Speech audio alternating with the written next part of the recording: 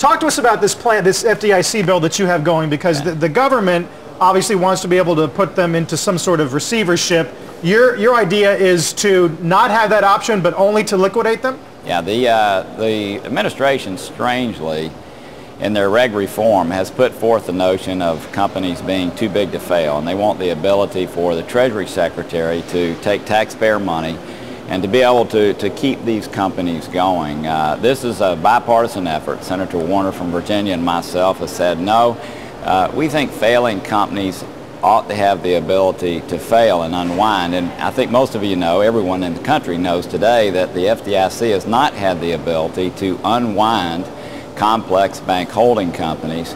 We know that as we talk this through, we're going to put other companies in the category of a systemic risk to our country. We haven't debated that yet. This bill can be broadened to take into account those entities, but I think everybody from Ben Bernanke to most folks in this country realize that one of the frailties that we had during this problem we've had over the last year is we haven't had the ability to unwind these companies. Right. It's created moral hazard.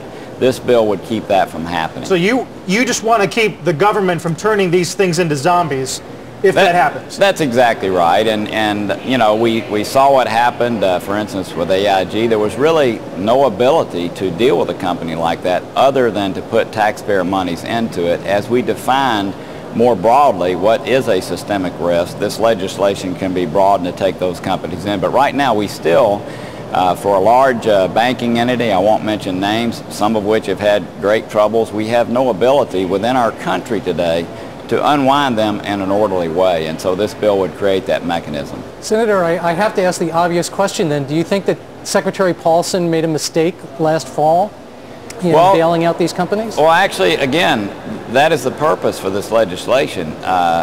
There was not a vehicle for them to use. You can go in, the FDIC can go into a commercial bank, but if it's a complex bank holding company that has operations all around the world, there was actually not a mechanism to unwind. So it really left the administration and others with only one choice: prop them up, figure out some other solution. There really wasn't a way to deal with them in a way that didn't disrupt the marketplace. So this really is to keep future secretaries from being in that position, to actually have the FDIC to have the legal authority to unwind them. And I think had we done that, had we had this in place, by the way, much of what we've seen happen over the last year would not have happened. Any idea if Chairman Baer supports this idea, or is she more of a fan of the White House? Oh, no. I mean, Sheila Baer is very much behind this. We've communicated nonstop with her office to get it right. I think you saw Chairman Bernanke the other day on his PBS special saying that we have to have the ability to unwind these companies, and this creates that for bank holding companies. Again, over time, as we move through this, we'll broaden this to take into account other entities that pose systemic risk. Yeah. But what the administration wants to do is actually draw a bright line and say that there are some companies that are just too important to fail, and this is an effort to say, no, there are people on both sides of the aisle that think that theory is old and over, and we need to really wind these companies down. Yeah. You're going to be on recess after this week, and you're going to go back to your district. You might get some questions about health care. We're going to get a lot of hope. What's your strategy going in? Are you going to wear Kevlar, or how's that going to work? Well, no, look, I want to see appropriate health care reform take place, and I think there are ways of certainly creating access for all Americans to have affordable health care in a way that is budget neutral. We can do that through the employer exclusion. The notion, though, of taking $400 billion from Medicare, which is insolvent, and everyone knows that it is, and taking that money to leverage a whole new health care system is ridiculous. And it's hard for me to believe that this administration is proposing that.